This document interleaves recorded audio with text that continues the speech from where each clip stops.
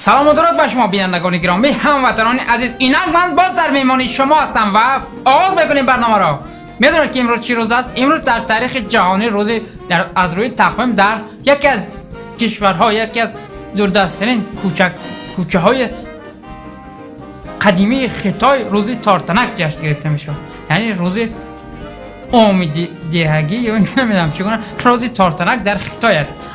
چین در کشورهای همسایه چگونه جشن گرفته می شود اصلا برای ما معین نیست، ولی من 100% امروز میدونم که برای تاریخ برنامه ما باز یک روز دیگر آغاز می شود و برنامه سخنبگ باز از نو پیشنهاد شما می گردد. خدا شاهد است که ما باز در حضور شما هستیم.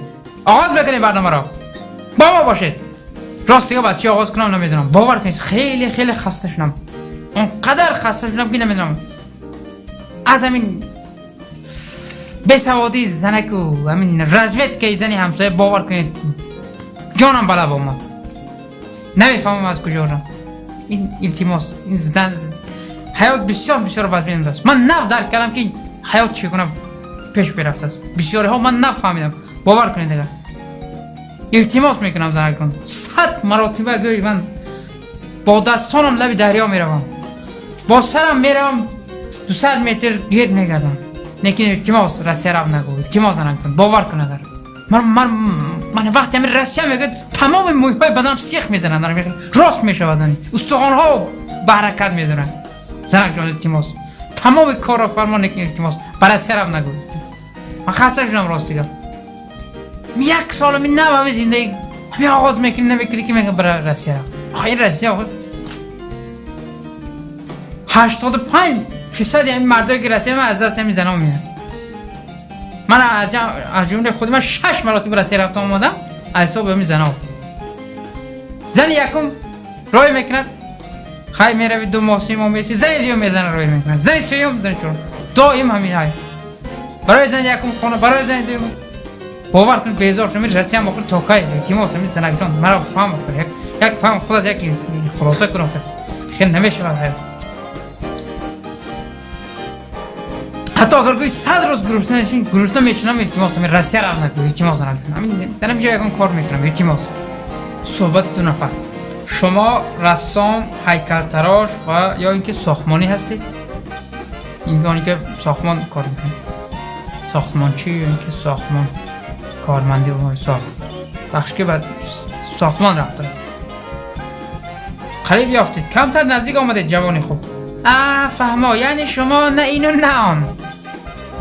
نفهمیدم گپتون رو. این چی معنی دارد؟ نه الکی فهمو، این هم تو از روی طبقه بندی صنف های جمعیتی گفتم. نه مردک نفهمیدی چی گفت؟ نه من فهمیدم، من حیوان نه، لیکن راست که در بدیه کار میکنم. گفت مرد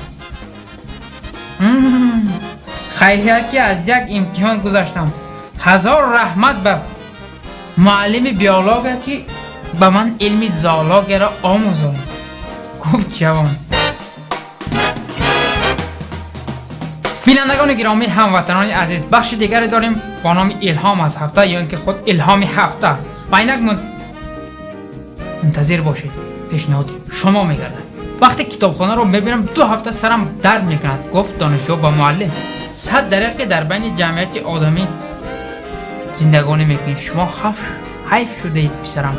گفت معلم نوشته است از خاطرات دانشجویی است.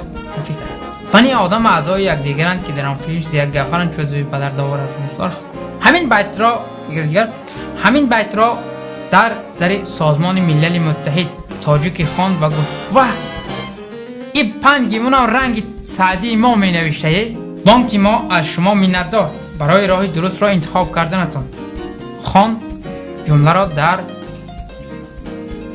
تابلوی در بانک مردی که به بانک امانت نگذاشته برآمده میره. هنگام بیرون برآمدن همیشه خان عزیزکم بیا ساعت عشق و محبتمان را به طریق بانیم. گفت جوان به محبوبش. خب بینندگان گرامی، بخش دیگری داریم با نام لطیفه و من به شما چند لطیفه های دیگری را قرائت میکنم. منتظر باشید. این بخش بر شما پسند خواهد آمد. شما کارمند بدهی یا اینکه بازرسی دولتی اتومبیلی؟ هر دویش، ولی برای راننده های نوجوان هم تو بدهی. جواب داد کارمند ناظری که در راه می‌ایستاد، یعنی گشتی جواب. بدهی از بازرسی دولتی اتومبیلی فرق کلی دارد در زبان عامه، در زبان مردمی که با نقلیات سر کار دارند. زیادتر گرفتن پاره آیا حرام است یا جنایت؟ پرسید مسافر از ادوکات. حرام و حلال بودن پاره را اکادمی علم ها می داند و معین می کند. جنایتکار را باشد وزارت کارهای داخلی. انا برای همین شما سراسیمه نشده وقت را نگذرانده کار را تیزتر بود کنید، گفت مرد. مردک ها مردک گفت در جایگاه زنک شوهرش را فریاد کرده همین خیلی کرد. مرد زود باز در همین شبیه هم قصه پول میکنی زنک جان نگشته میشود ده یاد نخیلسون. روز 4 مای معلم از طلبه صنف 4 پرسید هلالی کی بود؟ شاعر جنگاور بود، برای آزاد کردن شهر استالینگراد سهمی باسزا گذاشته است، گفت طلبه. خدای نکند که رودکی را بپرسند در همین روز. های شاید نمیدونه، شاید، ولی آفرین که درک کرده است. چرا در کشور ما مردم کم کتاب و روزنامه میخوانند؟ جواب: برای آنکه یگانه داراییشان از دست نرود.